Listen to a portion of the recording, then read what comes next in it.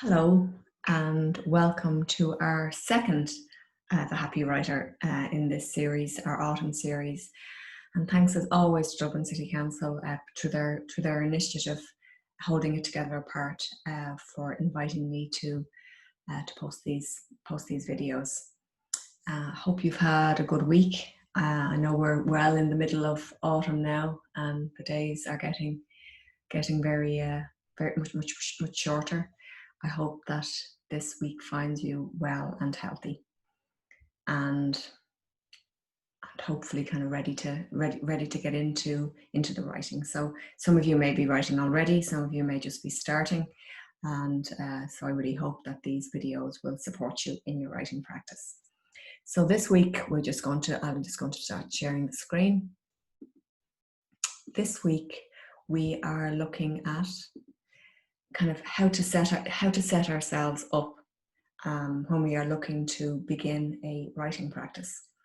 And I know that even for those that maybe have been writing for a while but are struggling with a writing, kind of sustaining a writing practice, this week we're just going to focus on the importance of setting it up, and also just kind of an understanding of the kind of the habit of writing and how we can help to form that. So just we, as always, we have a few quotes from writers. So this is Neil Gaiman, who says, "This is how you do it. You sit down at the keyboard and you put one word after the other until it's done. It's that easy and it's that hard." And it's so true. It's sometimes when we're writing and we're sitting down and it's flowing, it's great. But even sometimes getting ourselves to sitting down can be a struggle. So that's what we're going to be looking at this week. So beginning a writing practice. Writing once is easy, writing regularly is not so easy. So I think it's a bit like going for a sprint. The first time you go for a sprint, it's easy, but after that, you can feel your calves beginning to ache, and then you need to get yourself into a rhythm. So it's very much the same with this. The first time you might go for a sprint, your muscles don't know what hit them, but when you wake up the next morning, you certainly do. So what might help us to set up a regular writing practice?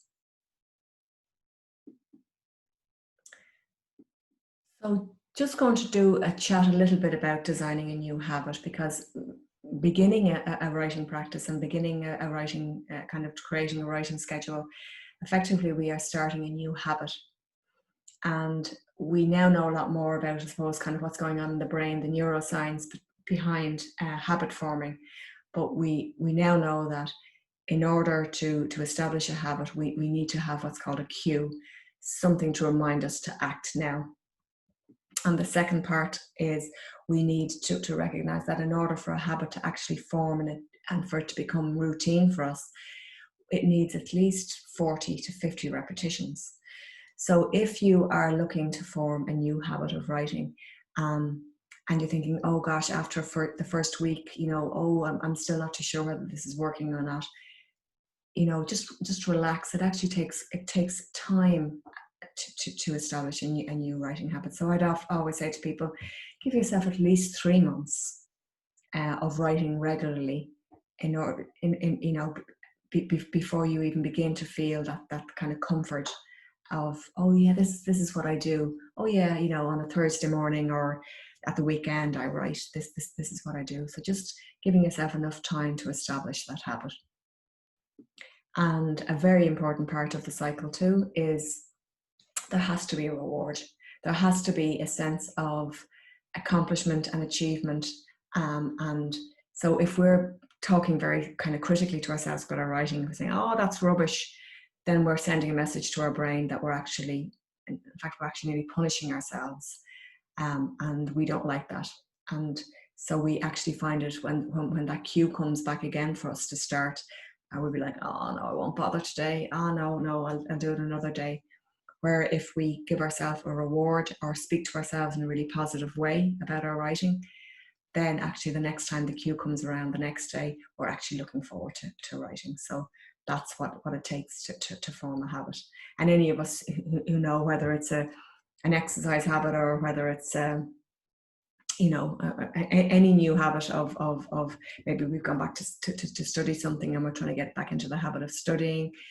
or whatever the habit is, we need to be kind of looking forward to it almost before we if we're going to keep it up. So even I gave the example of running earlier.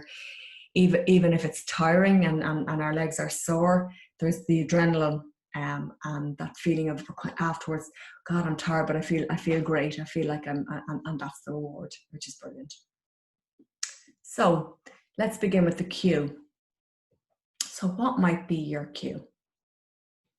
So chatting with other writers, and these are just some of the cues that they say kind of can work for them. So one of them could be, when I get up in the morning, some people like to write immediately, but some people as soon as I walk the dog, I come back and I hang up their lead. That for me is the cue. Oh, now is my time to start writing.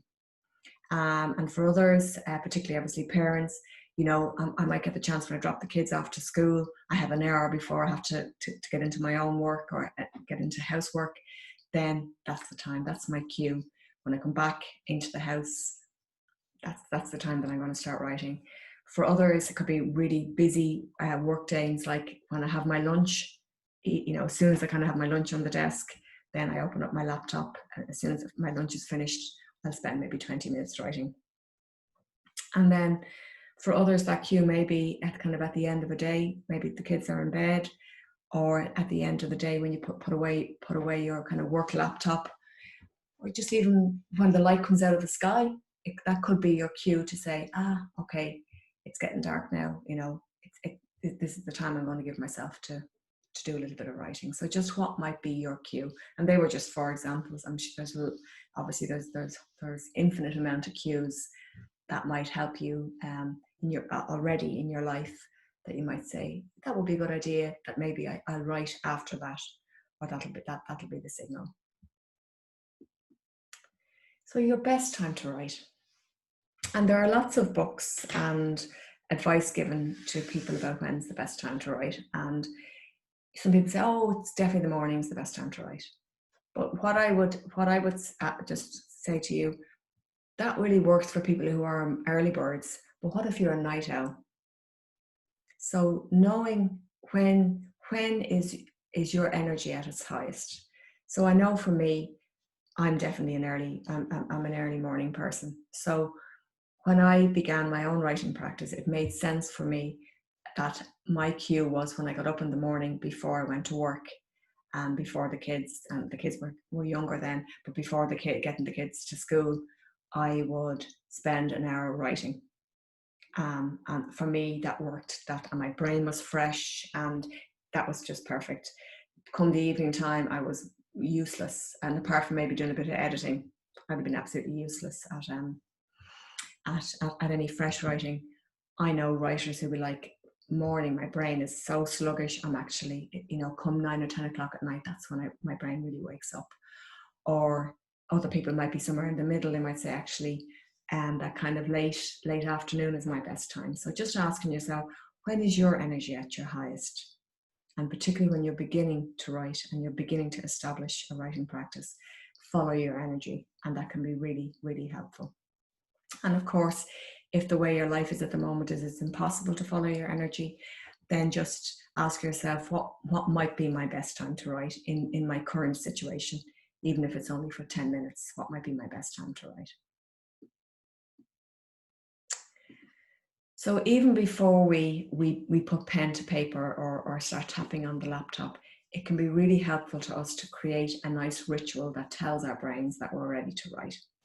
So very much setting the scene, getting ourselves in the mood. And some days it's absolutely, we're so looking forward to writing, we don't need to feel like we need to get into any mood. But if we're to write regularly, we can't wait to be getting into the mood. So sometimes setting the scene can really help us, and kind of creating a nice ritual can help us to really kind of get ready to write.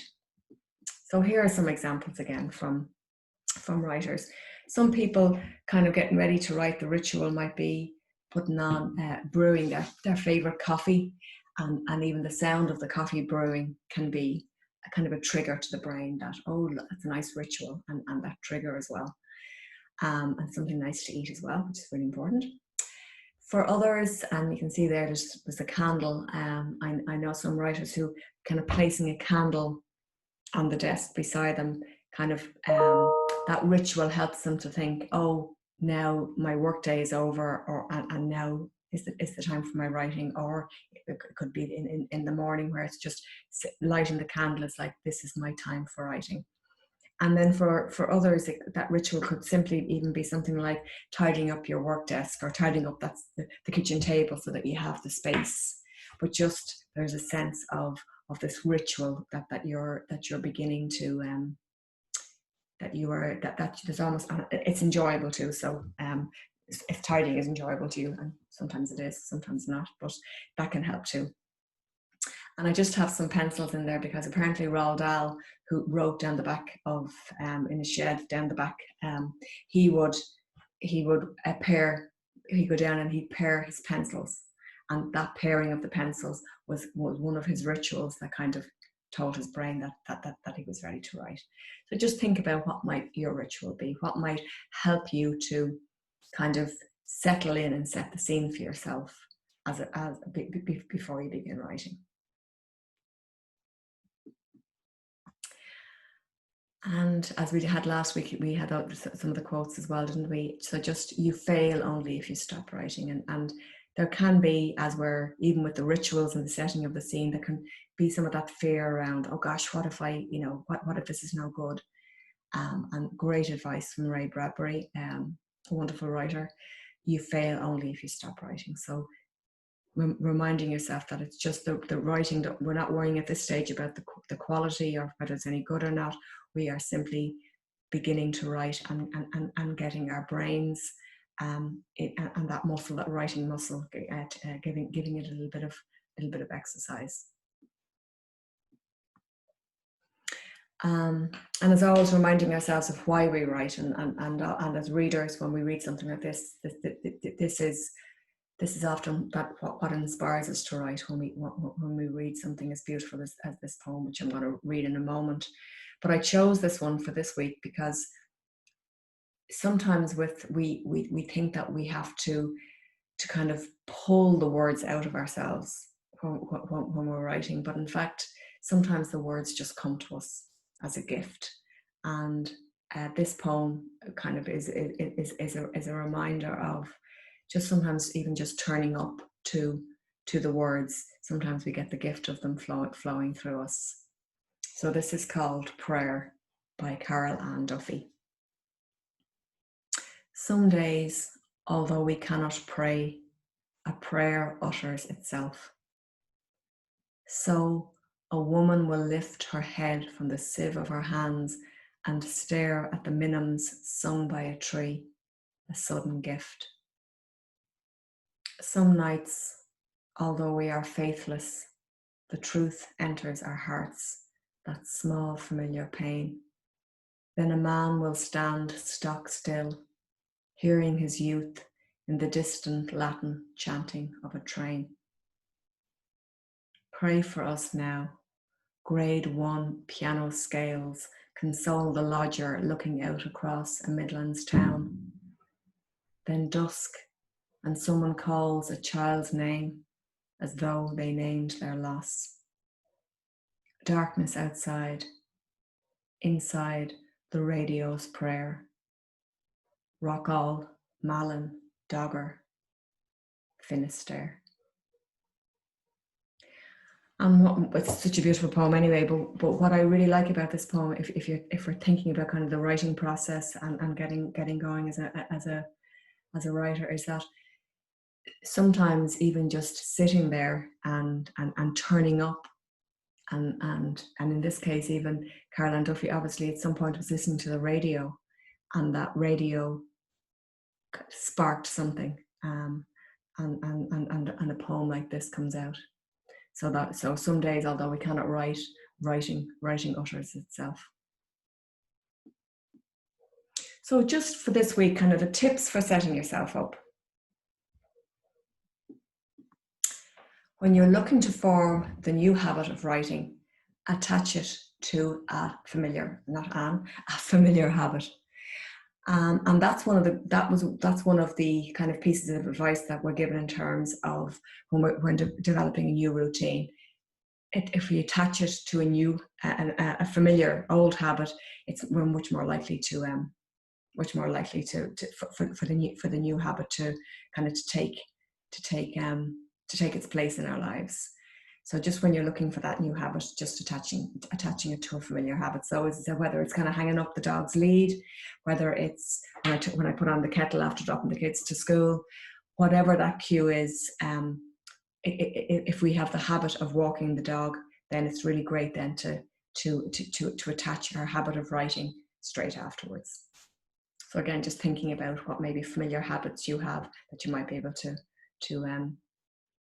attach your writing to. And find a place to write, even if it's only the corner of the kitchen table, and make it feel like it's your own space. So I know at the moment we're not going out to cafes to write or into any kind of public spaces, but when we do get back to that too, that can apply to a public space too, where if we are writing in a cafe, that we kind of set up the table in front of us in a way that it feels like our own space. So whether it's putting the way in which we put our notebook down, or whether it's our laptop or whatever it is, but just that it really feels like we're owning the space. And the same at home, because I know for many people, they wouldn't have the opportunity to kind of have their own desk or their own room to write in. So wherever you can find that space, but creating it in such a way, setting the scene to make it your own space. And then find a nice ritual that lets your brain know that you're going to start writing. And this is also part of the reward. So if you're listening to the coffee brewing in the pot, that really feels also doesn't like I'm rewarding myself here with a really lovely cup of coffee and beginning the writing. And we can also reward ourselves, as I said earlier, by even when we're finished our writing for the day, even kind of reading over it and just even kind of almost patting ourselves on the back and saying kind of good job for turning up. But it's really important when we're forming the new habit and we're kind of setting ourselves up in this new writing practice.